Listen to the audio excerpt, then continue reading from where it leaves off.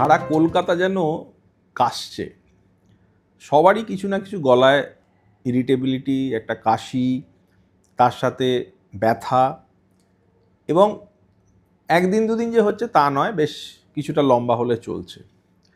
তো সবারই প্রশ্ন, এটা কেন হচ্ছে, কি করব, তার জন্য কোনো ওষুধ নেব, কি ইনহেলার নেব, কি করব। দেখুন, এই যে খুসখুসে কাশি, এটার কিন্তু কতগুলো পার্টিকুলার কারণ আছে, এবং প্রত্যেকটা যদি দেখি আমরা, তার কিন্তু ট্রিটমেন্ট আলাদা।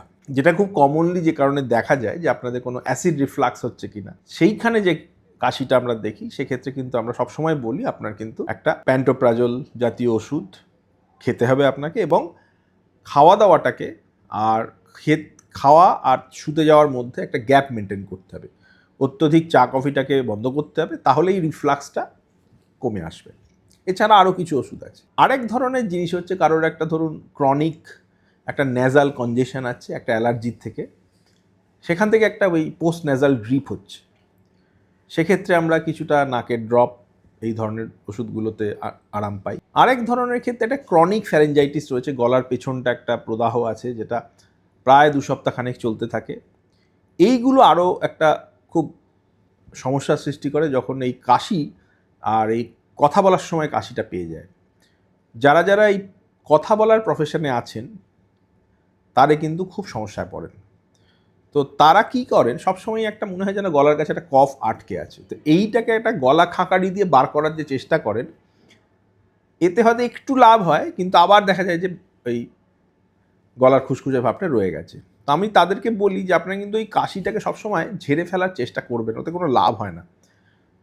তো এটা যদি আপনাকে কমাতে হয়, আমরা বলি যে একটু জলটা বেশি করে খান।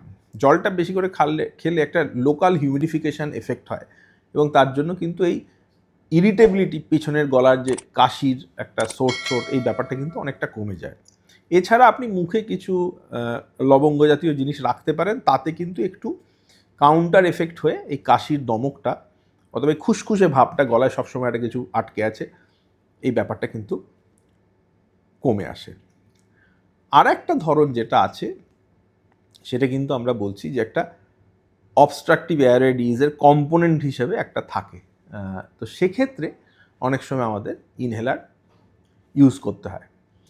তো এই পার্টিকুলার ঘটনাটাতে কোনটা আপনার হয়েছে, সেটা কিন্তু ডাক্তারবাবু বলতে পারবেন, আপনার হিস্ট্রি শুনে, আপনার পুরনো সমস্যা আছে কিনা সেগুলো শুনে। তো সেই অনুযায়ী ট্রিটমেন্ট করলে ভালো হয়। কোনো একটা ওষুধ, কিংবা আপনি খুব ঘন ঘন কাশির ওষুধ খেয়ে নিলেন, খুব বেশি গার্গেল করলেন, কিংবা খুব বেশি জোরে জোরে কেশে কফটাকে বার করার চেষ্টা করলেন, তাতে কিন্তু উপশম আপনার নাও হতে পারে।